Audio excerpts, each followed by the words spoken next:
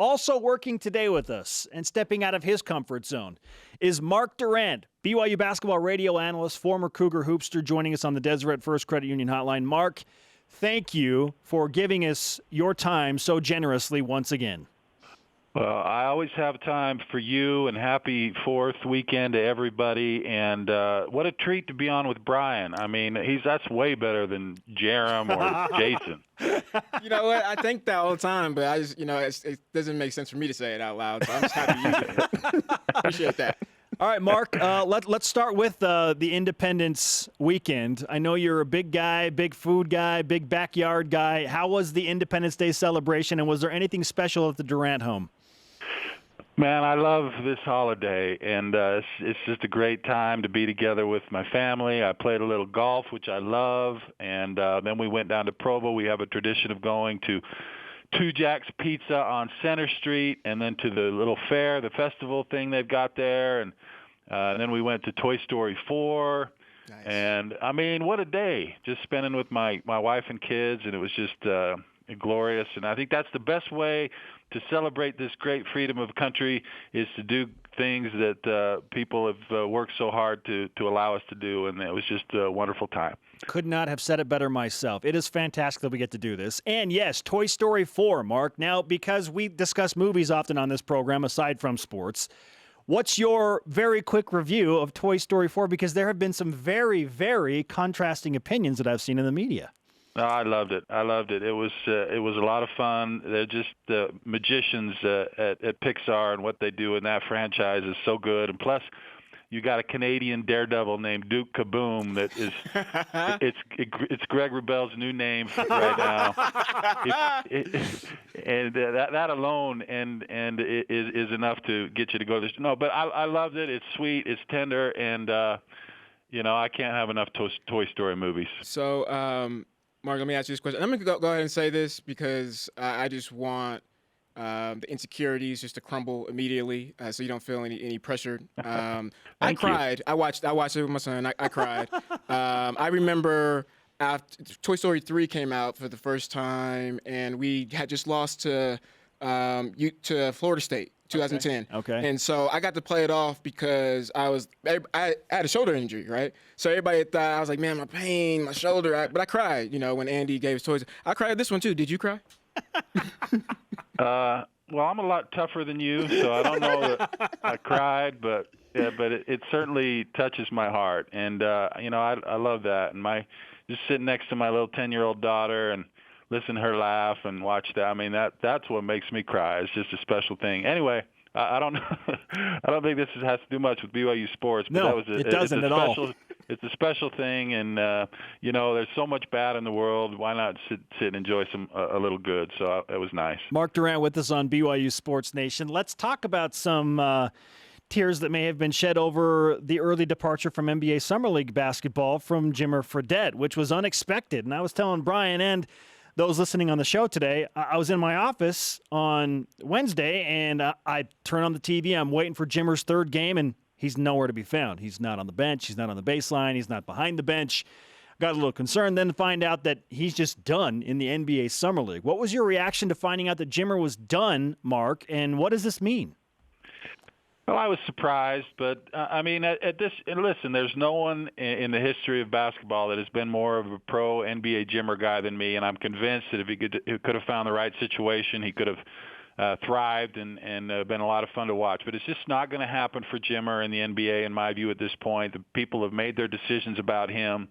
He doesn't fit the model NBA player that you can kind of plug in, and this is what you do. You have to, in order to use him the right way, you have to really think differently and take some risk. And I just don't know that the NBA is a place that will do that anymore. And so I think it's best for him to play somewhere. I mean, it's like going to the zoo for me, watching him in the NBA, and I see the bald eagle there, and he's stuck in the cage, and he's magnificent and majestic, and I love everything about him, but I want to see him flying over the Alaskan wilderness. To me, that's for Jimmer. I just want to see him where he can play and do Jimmer stuff, and whether it's China or Europe or whatever. And I know it's tough for him to be in China, but I think he probably does have some opportunities in Europe, which would be a little bit better fit to have your family there. I heard you guys talking about that, and that's a tough thing. But I think Europe is a lot better than China as far as that goes. So if he can find the right fit like Brandon Davies has in Europe, and where he can spread his wings and do his thing, I just want to see Jimmer be Jimmer and have fun on the court and put up 50 a night. And it's just, I mean, that's so much fun for me to watch. And I'm sad it's not in the NBA, but I think he needs to find a place where he can do that. That's the best analogy ever. I just want to take a moment and say thank you for that. I told you that's why I like Brian better than Jerem. Jerem never compliments me. So with that being said, do you think Jimmer had the revelation of, okay, this, I've done this before. I've been here recently in the past, and just this time right now, I can see clearly that it's just not going to happen? Or do you think it was more of the, other, opportunities that came knocking that led him to the decision? Well, I have no doubt that he's got other opportunities and he'll be fine. But I don't know. I don't really buy that excuse. I think it was more of the former, where he goes there and it's just back to more of the same. Guys don't want to give him the ball, and it's not a great probably a team environment, and it's hard. Summer league's different too, and everybody's trying to make their splash. And in summer league, teams are more focused on their guys, their draft picks, whether it's second round or whatever, guys. They want to see those guys, and it's hard to break into that. And I think all of that probably combined, and Jimmer's like, what am I doing here? This is a kind of a waste of time for me. Why risk anything? Let's go explore some other options. But it's a tough situation being a veteran coming into summer league, trying to break in with some of these guys that rightly so. They're all about, I want to show what I can do in this setting. This is my chance. And who's this guy coming in from China or wherever? It's a hard situation, and he probably just thought, this is going nowhere. Why waste my time with this? Let's move on to something that'd be more beneficial and not risk any injury. Mark Durrant with us on BYU Sports Nation. We're talking NBA Summer League, Jimmer Fredette specifically. And now I want to get your opinion on Eric Mika, who kind of burst onto the scene in one of his early games with the Sacramento Kings, had 14 points, 13 rebounds, a big block. He's still very young, and he most recently was playing in Germany, before that Italy. He's a guy that left BYU early. Do you see at any point Eric Mika playing a game in the National Basketball Association? Well, my honest opinion is probably not, just because of what I, again, said about Jimmer. It's just such a tough thing to come from Europe and work your way back in. It's such an uphill climb. It's getting a little easier because European leagues are much better now than they were. So you can see a scenario where that could happen. The problem again with Eric is he doesn't fit that NBA mold. I mean, you look at these guys, you stand next to them on the court, and the athleticism and the jumping and the speed, it's amazing how good they are. They are so good in the NBA, and it's a different style of game now too. Eric Mika would have a much better chance in the 90s when I played, because he's a big, strong, muscle, big guy, and he'll just knock you over and get to the hoop. That's really not the game anymore. If you're 6'10", 6'11", and you can't shoot a three, you're not going to see the floor. Right. You've got to be able to stretch. And Eric's not a real vertical player where he can do something. I mean, he's a back you down, knock you over, score at the rim type of guy.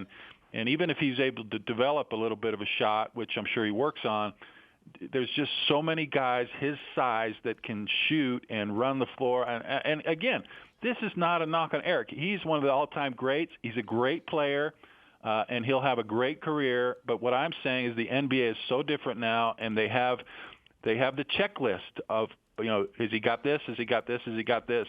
And if you're not checking everything on that list, unless you do something really, really good, you have a specialized skill, that can sometimes get you in.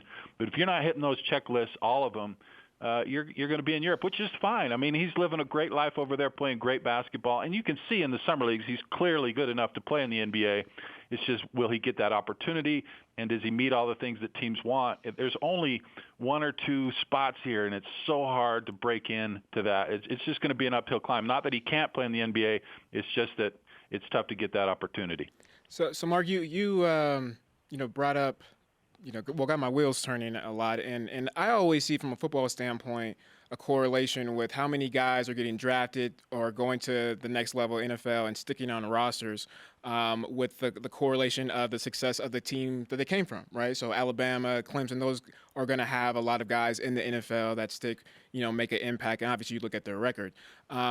Is there a similar correlation with BYU as far as, a lot of these guys, you have Jimmer, Mika, Elijah Bryant, that, don't maybe have the talent to make it to the next level, and so, there's a correlation with the last couple of seasons and the record and the struggles?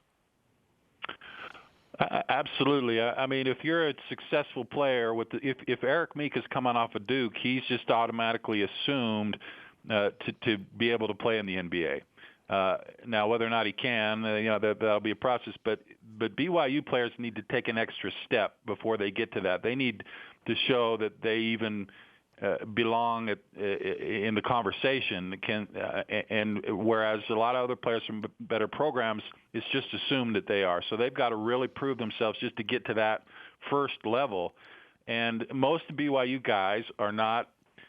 Again, checking off the list, they don't have the athleticism. One guy I would say that does check off that is a guy like Brandon Davies, and he did play in the NBA for a couple years because he physically has all of those attributes, and I could conceivably see a way for him back. But now he's playing in the top league in Europe and making good money. So I mean he's in a nice spot. But what I'm saying is, when you come from BYU, there's a perception that athletically you're not good enough to compete, and when your team is not making the NCAA tournament and doing all those things that some of these other players are coming from schools that are, you have to then prove yourself right off the bat, and that's tough. Like I said, this is all about opportunities, and a lot of NBA teams just won't even bother with you because there's plenty of other guys that they can look at that meet those criteria. So it's frustrating, but the way to do that is win games, and it would be nice if some of these guys would stay around a little bit longer like Yoli did. I mean, that was huge news, and that can change the whole cycle. You know what I'm saying? If Yoli stays and now they make the NCAA tournament, win a game or two, and you've got this great core back, and then you don't have to meet that first hurdle. You're already running the race, and then it's not as tough. So anyway, I'm kind of rambling on about it, but it's a frustrating, tough situation, but hopefully that can change in the future with guys making decisions like Yoli did. All right, Mark, we're wrapping up here, but I do want to get quickly your opinion on this final question. Does Yoli Childs coming back for his senior season at BYU improve his shot to make the NBA? Absolutely it does, because I think the way to help him is, one, I think Coach Pope said, I'm going to help you develop an NBA game, and Coach Pope played in the NBA and can help him. And so he'll get better as a player and more ready for the NBA. Number two, because he's back, the team's much better, and if you can beat Gonzaga or get to the NCAA tournament, win a game or two, then you're on the national stage. People know about you. You're one of the best centers in the West, and you'll get a better chance. Now, I don't know how much better the odds are him, but he'll at least get a better chance. People know who he is. He maybe get invited to some combines because he came back. And otherwise, he's going to Europe or the D-League, and it's like I've talked about, it's so hard to get back in the NBA once you're there. If you can start higher and get a chance right off the bat, teams will work with you, and if you're a draft pick, they'll want to help you. They'll work to get you in summer league and getting you the ball in summer league, and they know who you are. And if there's an injury, they'll bring you in. I mean, that's the way into the NBA, in my opinion. And I think that Yoli made a smart decision. If his goal is to play in the NBA, he made the right decision to come back to BYU. Mark, great to talk with you as always. Great insights. I wish you many bald eagle viewing ventures over the next few days in summer. And why not have a Toy Story marathon as well? Hey, I love you guys. You do a great job. Thanks, Spencer and Brian. Send my love to Jeremy and Jason. You got it. Mark Durrant on the Deseret First Credit